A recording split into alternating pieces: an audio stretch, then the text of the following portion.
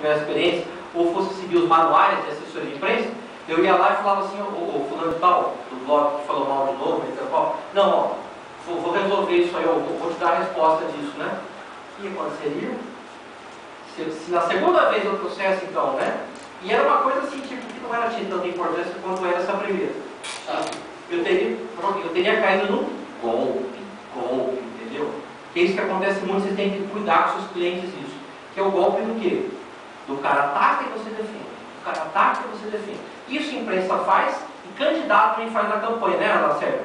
O cara joga a coisa, né? Aliás, uma campanha boa é quando você, candidato, coloca a sua temática e o outro tem que ficar indo na sua garupa ou respondendo. Campanha Lula, desculpa gente, estou terminando. Lula contra Alckmin, 2006. O Alckmin chegou e falou o seguinte, ó, mensalão, né? Mensalão, 2005 teve mensalão, 2006, ó, quero um Brasil decente, mensalão e tal. Aí ficou pelo turno um bom tempo isso, né? Questões éticas, não sei o que, mensalão e tal. Aí chegou no segundo turno, o Lula falou assim, ó, mensalão, não assim, Alckmin. Chegou assim, colocou uma camisa no óculos, escrito assim, privatização. Aí eu vou tirar a camisa. Chegou o segundo turno tem isso.